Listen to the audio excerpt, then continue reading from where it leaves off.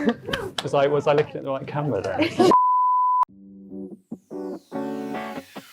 Hello everyone and welcome to this edition of the Belong at Brighton podcast. My name's James and I'm the new Student Community and Transition Officer here at the University of Brighton.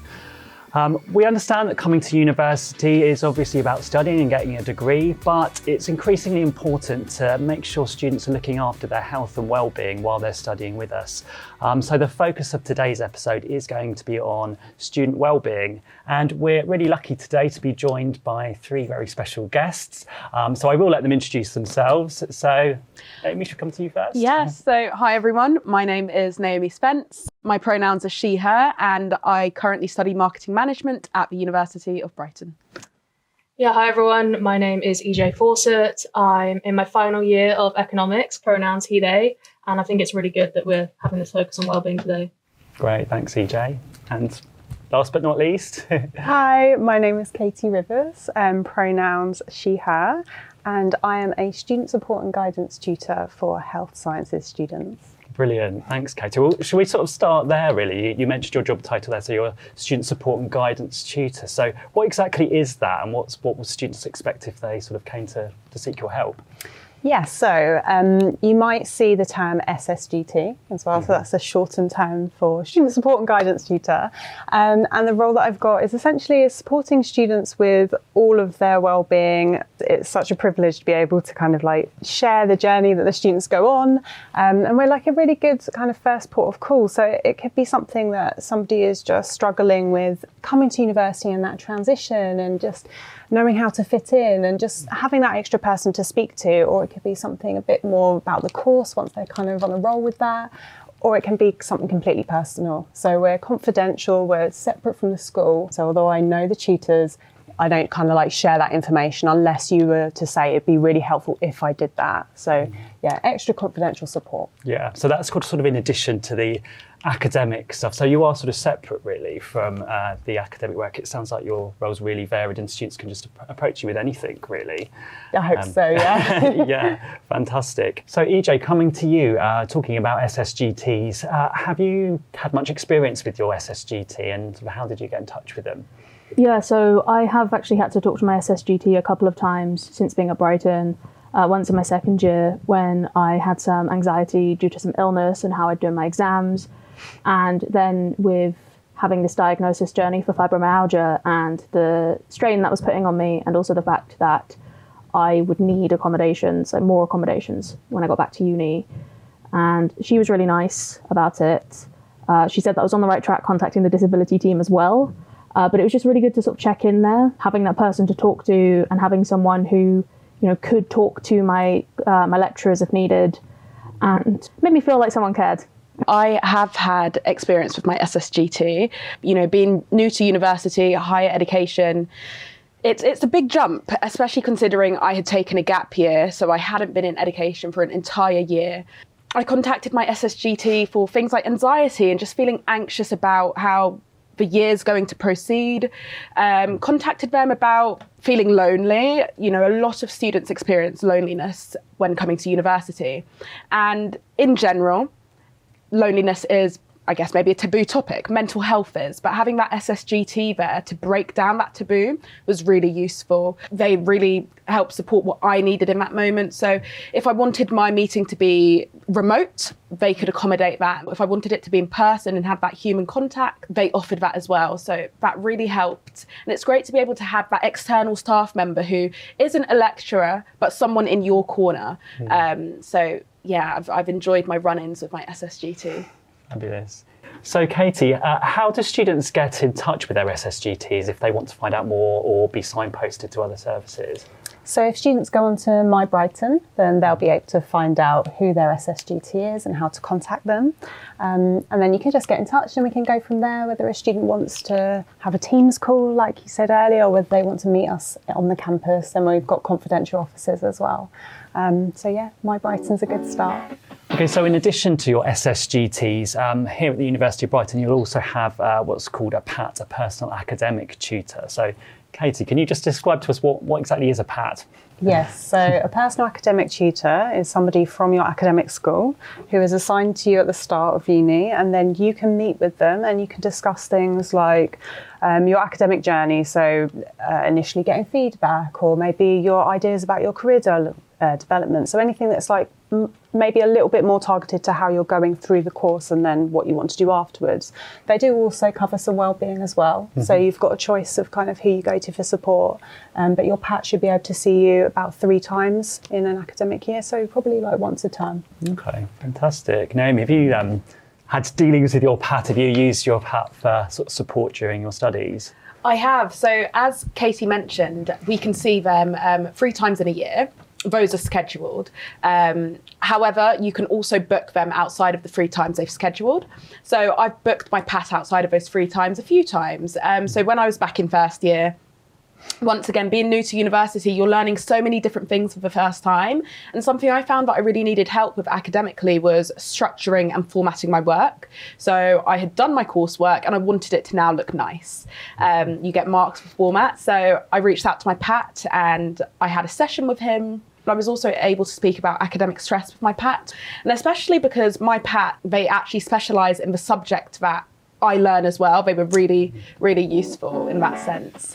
Naomi, you said before that you're studying marketing management. Is that right? That's right, management. Yeah. Great. But you also have another role, don't you, here at the university? Do you want to tell us a little bit about that? I do. So I work as a student residential advisor, also known as an SRA.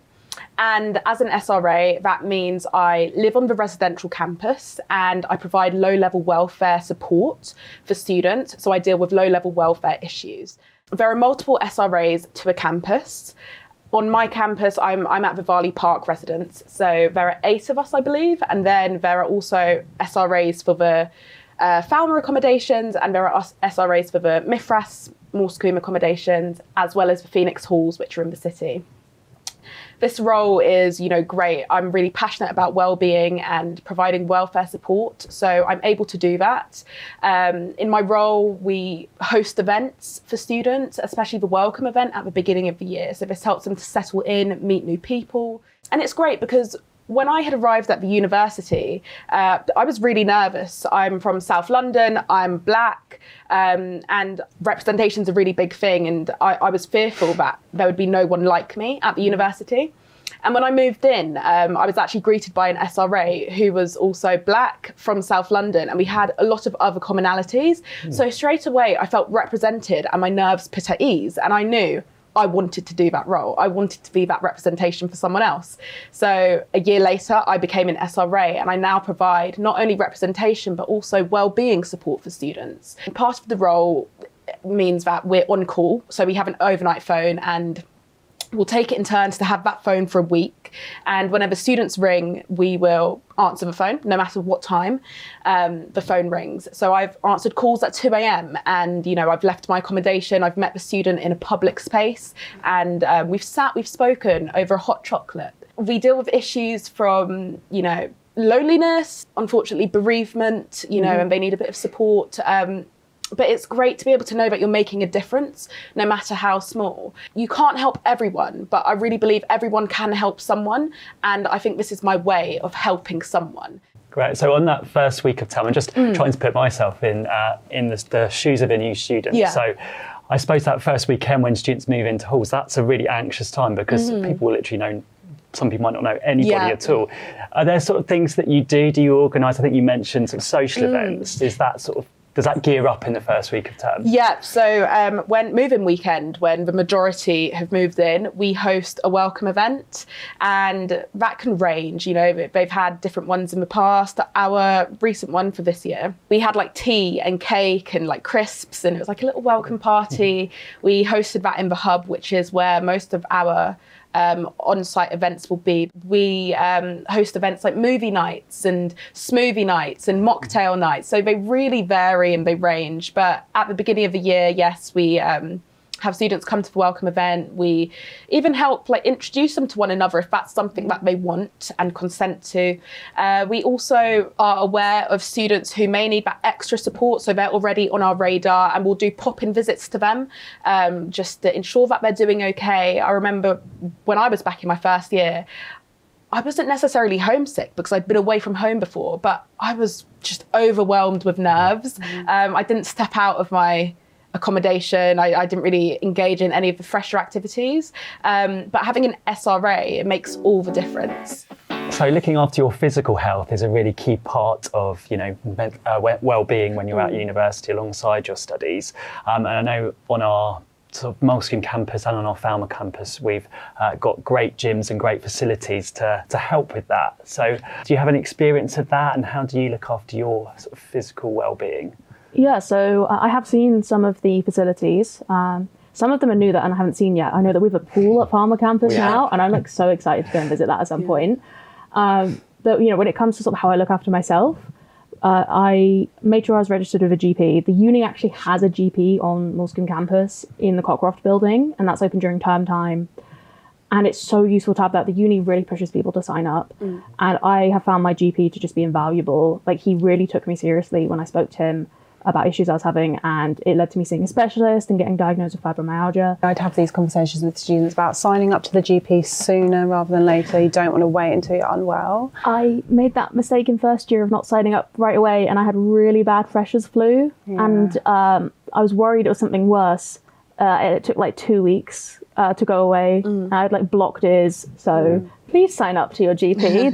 Don't be silly. You don't want to wait. And also some students might be coming where they're managing a health condition, and perhaps they're going to now make quite a big move, so it's not going to be easy for them to go back and forth, and they need to get re-registered by the care that they might be getting that's a bit more specialist. Also, we're thinking about our whole body, so sexual health services, so maybe a student might come in to chat to us about that, and we can help direct them where to go. Yeah, there's actually free STI testing for under 25s in Brighton. You can just go online, if you Google it, you'll find it. And it's anonymous. They can send you the testing kit by post. So I just really recommend doing that. It's one of those cases where it's not worth it when it comes to your sexual health to not take it seriously. Yeah, very true. And I mean, at the accommodations, I know for Varley Park, in the hub, we also have testing kits that students can also take for free. Really free important and to quick just nowadays. Exactly, yeah. There's other sort of ways I look after myself as well, like trying to eat right. Luckily, there on Lewis Road, there is an Aldi and a Sainsbury's, depending on your budget. And there's buses that go right past them, like the 49, the 24, the 25. So if you're living at Varley, you've got 24.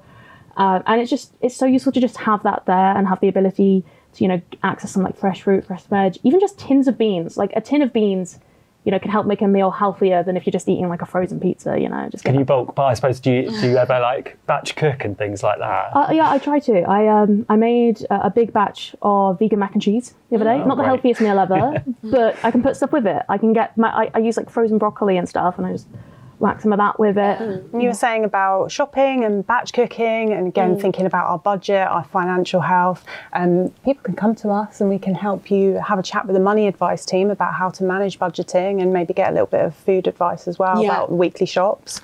I'm stationed at Varley Park, so I live at Varley Park, and the cycle lanes from Varley to Moleskin campus, where I study, are amazing. So during the summer especially, I love hopping on a barrel bike and just cycling down, taking my time. It's just a merry little ride.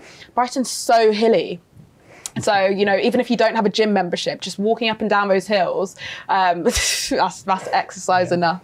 Yeah, and take advantage of the view, I'd say. Yeah, the views are gorgeous at night. Just go for a picnic, honestly, it's lovely. I was going to say that. I was going to say, like, Brighton as a city is really set up as a kind of active, outdoorsy place, isn't it? We've got lots of sporting events throughout the year, the marathons, the cycling. And you can just, in the warmer weather, if you really want some free exercise, just go swimming in the sea. Or like walks on the beach, it's lovely. It really is, yeah. Oh, and I have been to the pool, guys. You're mentioning it, and it's really good. It is really lovely. The gym is gorgeous, really great facilities, and also they are super cheap. Obviously, I'm a staff member, so I pay a little bit more, but it's like £3.50 a class. So for you guys, it's cheaper than that, so it's affordable. Yeah. And I saw that you can just pay to do like a swim rather than having to get a membership, which is good for trying it out, because I really want to try it out. Yes, part of that is our Sport Brighton. Sort of part of Freshers Week, there are lots of opportunities to just give things a go. I think it's even called Give It a Go Week, I think, or something, isn't it? So even if you're not experienced in doing a certain sport, you can just go along and just try it out. So I'd really recommend doing that.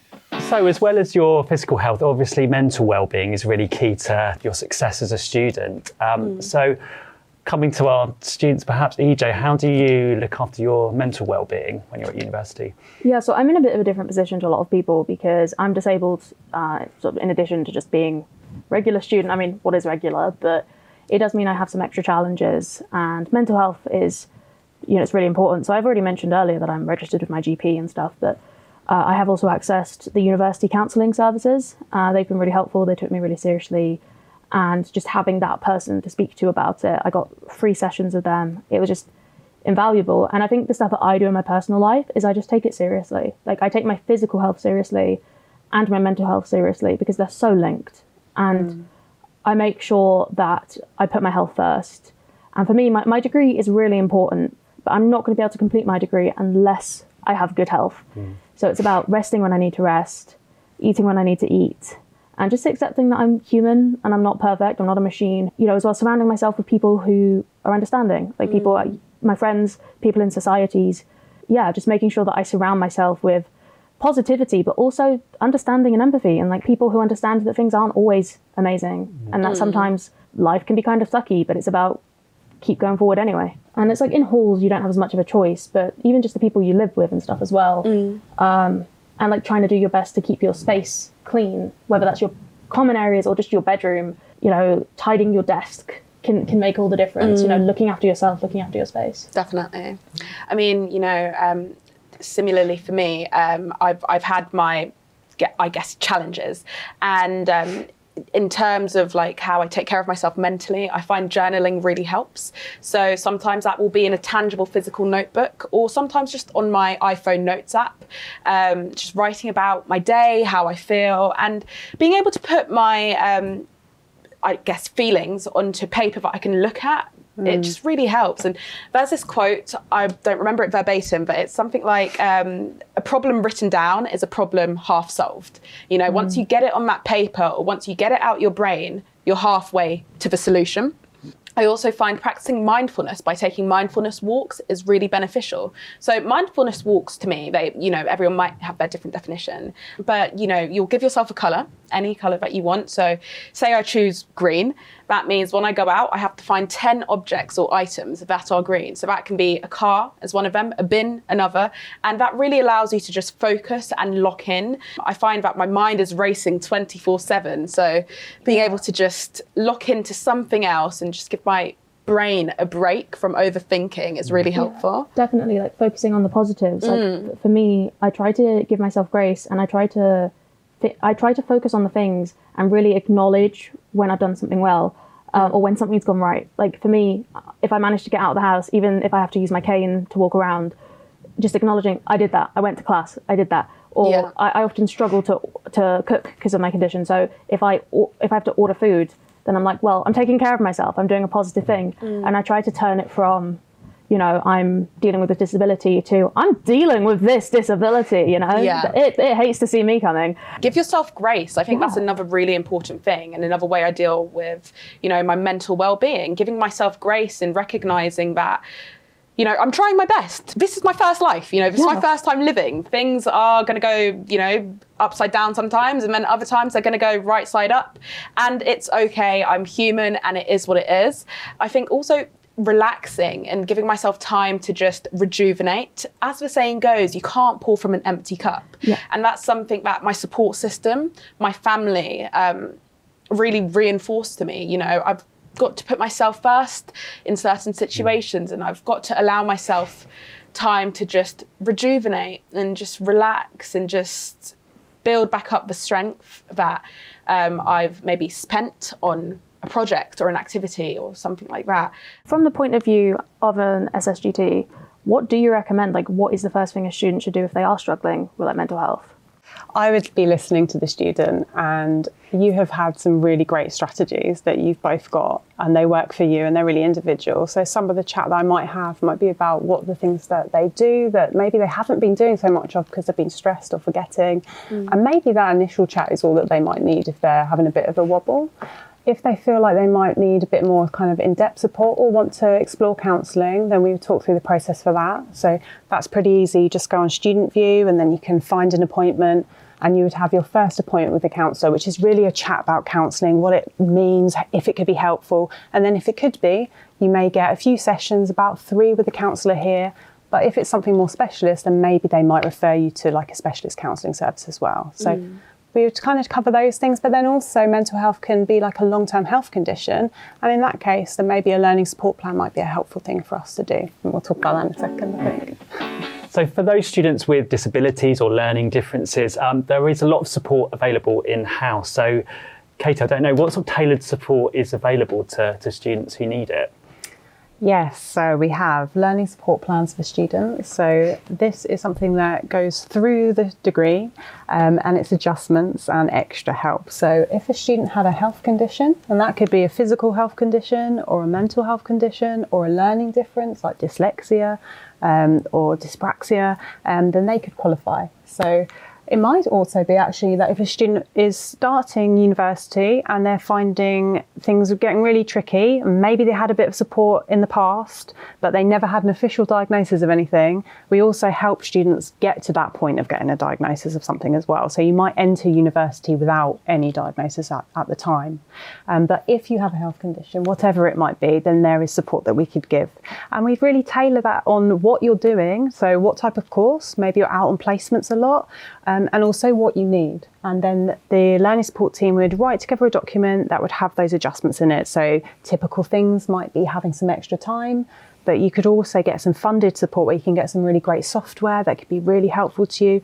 Or you might have a mentor or a skills tutor, so somebody that you work with for, I think it's like an hour a week. I feel that you guys have maybe used them before.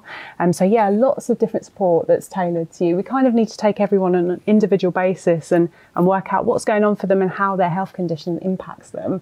And then say, okay, these are the types of things that we can do. Would that be helpful? And then roll with that. I mean, 1/3 of our student population at the university have a disability. And I mean, isn't it amazing that our university champions students with disabilities and that they really provide and coordinate these different support plans and things that will level the playing field between students. So, I mean, it's great to witness. And I mean, as someone who's neurodivergent and dyslexic, being able to have those reasonable adjustments have been really beneficial. So I've been very fortunate. Not only have I had the support through the uni, but I've also had some stuff funded by Disabled Students Allowance, which is done through student finance. And some of that's been in coordination with the disability team. Yeah.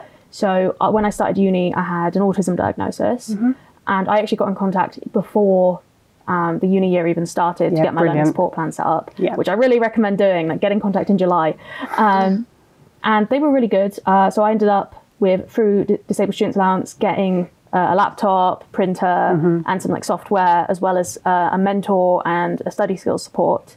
And I have the option to see them up to an hour a week. I see them half an hour a week just because of my own energy levels, and that's really useful for me. In terms of the support I get at uni, which doesn't cost the uni anything, which is great. So it's like relatively easy for them to set up. It's stuff like extra time in exams, or for me, I get to sit on a chair that's a bit more supportive. I got offered the option to type in exams, but I chose to write instead just because it helps my brain. And also through them, they referred me to an educational psychologist so that I could do testing for dyspraxia and dyslexia, and then I paid on top for an ADHD test. And yep, looks like I got ADHD and dyspraxia. So that's all been really great. And I was fortunate as well when I was in the process of getting my fibromyalgia diagnosis. I was able to just send them the documents showing that I had a working diagnosis of chronic pain and that I was waiting to see a fibromyalgia specialist or a rheumatology specialist. And they were like, yep, we'll update your learning support plan. They even contacted student finance for me so that I didn't have to do all of the updating stuff myself. And I now also, through student finance, get taxis paid for to and from uni. Brilliant. Which is great for me because I do deal with chronic pain. It does affect my mobility and also affects my energy levels. So even with a cane, it's really useful having that. And it was the university disability and dyslexia team that really supported me on that journey. So not only do I have my learning support plan, where I get the support at uni, including extended deadlines actually, which has been very handy when I've had a flare up. I also have had this extra support from student finance because of the support from the disability and dyslexia team. So honestly, like this final year of uni has been really difficult. I think if it weren't for the support I've been receiving, I wouldn't have been managing to be honest. Like it levels that playing field. Yeah, absolutely. And that's the feedback that I have with students I work with as well, that it makes such a difference to their enjoyment of the course, how they feel just day-to-day coping with it, and how they're getting the grades at the end. And also just the fact that you're being taken seriously as well. Yeah. Like growing up, I didn't have an autism diagnosis till I was 16, so I didn't have any support with my GCSEs. I had support with my A-levels, but just knowing that people are aware that you are going to have some extra struggles and then taking it seriously, that in of itself can be like a really big boost to your morale. I wasn't born with fibromyalgia. I acquired it after a COVID infection. The fact that they just updated it, like it shows that they don't take a one-size-fits-all approach, because if your circumstances change, they will change your learning support plan. You just have to contact them. They're not mind readers. So but if you contact them, generally they can help. Yeah, and they're really responsive as well. And if you're struggling to get hold of your learning support coordinator, who is the person from the disability and learning support team that wrote that plan, if you're struggling to remember who they are, then again, you can come to the SSGT of your school and we can help send that email and get you back in touch with them. So feeling safe and supported is a really key part of wellbeing. As a whole. And here at the University of Brighton, obviously we don't tolerate any sort of discrimination, harassment or anything along that line that could affect negatively on any sort of student or staff experience here. Katie, I don't know if you have any sort of experience of our policy NeverOk, which is something that we take really, really seriously. I don't know if you have any more information about that, or if you want to ask our students about that perhaps? Of course. Okay, so we sort of spoke a little bit earlier, didn't we, about student success, but also it's about enjoyment and feeling safe and enjoying being at uni and being in the city. And that's what we're really committed to, is to make sure, I think that we're actually really strong in that. And I think that there's a big draw for students to come to Brighton because of who we are and what we do and the support we give. But we've got to make sure that not just saying that we are picking up everything and that we're taking it seriously and we're being really responsive. And that's kind of what NeverOk is, and that commitment. And it's all of us, actually. It's staff and it's students. It's a shared responsibility, isn't it, for everybody here at the university. Any type of discrimination or harassment, any abuse, if that happens on the campus, if it happens in the city, on a placement, like anything like that, a student could use that disclosure response tool. It's not a complaint. So it's not a complaint and you don't have to necessarily put your name, but it usually is better. And I'll tell you a bit more the reasons why. This team, they're confidential, they're part of our wellbeing service, and they'll contact a student back when they've done the form and they'll just give them the options. So extra support, how to make sure that they're safe and give them choices as well. The form is really easy to find on My Brighton, but sometimes it can feel quite maybe even traumatic to kind of do those things by yourself. In those instances, members of staff can also support you. I'd be really happy to support you. The form thankfully it's pretty short, it's not too tricky, it's quite a lot of sort of more tick boxes and someone having to write a lot of stuff that can be really hard to do. But we're always really happy to meet with the student and talk about the options if they would like to do the DRT form or not. I've actually had to use the disclosure tool. I was able to detail, I guess, the incident that I had experienced, and then a member of staff followed up with me, and the support was great, from, I guess, the staff, feeling validated, and it was a good outcome in the end. I'm glad that we have a policy, NeverOk. I think it's important that students feel safe in the environment that they're in, and I think it's also important that the university show us that it's NeverOk, and being able to see firsthand that the actions amounted to something and that my report wasn't just in vain. However, you can also actually detail your experience anonymously. So you can tick a box whether you want a member of staff to know who you are, follow up with you. And I guess that's more about raising awareness that XYZ incident has occurred, and kind of updating the university with maybe what's going on so that they can lock down more on preventing incidents like that happening in the future. Or you can go with your name, and that means they can follow up with you, provide that support and open a case. I think another important thing to add is that the form is not time bound. So when my incident had actually happened, I didn't report it until 2 months later because it felt really hard to talk about. Of course.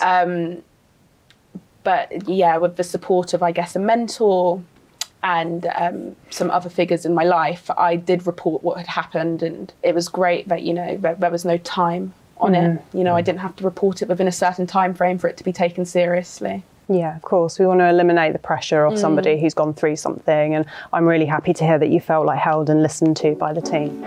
So as we sort of come towards the end of the podcast, I'd be really, really interested to know if you've got any kind of top tips for any students about, you know, looking after their physical and mental well-being. My number one tip for looking after both your mental and physical well-being would be reach out for help if you need it. Your voice really does matter, and we take it so serious at Brighton. So speak up, you know, we want to help for you. Yeah, so actually just building on what Naomi said, don't just wait until you need it. With something like a learning support plan, reach out ahead of time. Make sure that you have stuff set up so that you don't end up needing to take a break or take more help down the line, because you want to set yourself up for success. And you know, if at the end of the day you don't manage to get everything set up, like say you don't manage to sign up for a GP right away, or you don't manage to get your learning support plan started right away, it's not the end of the world. But it is useful to try and get stuff set up in advance and reach out for any support you can get, whether it's, you know, any grant funding, whether it's seeing your SSGT, anything like that. Like, take everything you can get, because nothing is more important than your health.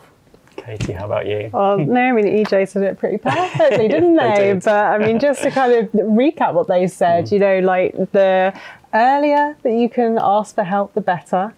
Usually there's some kind of solution or work around something. And also, like I said it earlier, like genuinely, the SSGTs, we really love our job. And it really is a privilege supporting students and getting to know you and to have your trust as well, talking to us. So like, you're never bothering us with a question. So if you want to contact us in confidence, or if you just go to the student support desk and you speak to the advisors there, like there's always going to be a solution for something. You know, there's a lot going on at uni. It's about money. It's about making friends. It's about handling deadlines. There's so many kind of like different elements of wellbeing. We could be here for hours, but like we're a really good starting point. We want to help. So reach out to us. They want you to succeed. Yeah, Exactly, we all do. We all do. Yeah. Well, thanks so much, everyone. It's been really fantastic having you here. As always, we love hearing perspectives from our current students. We've learnt lots about the residential advisor, so thank you, Naomi. And Katie, thank you very much for taking the time to come and speak to us today. We really hope that you've enjoyed the podcast today.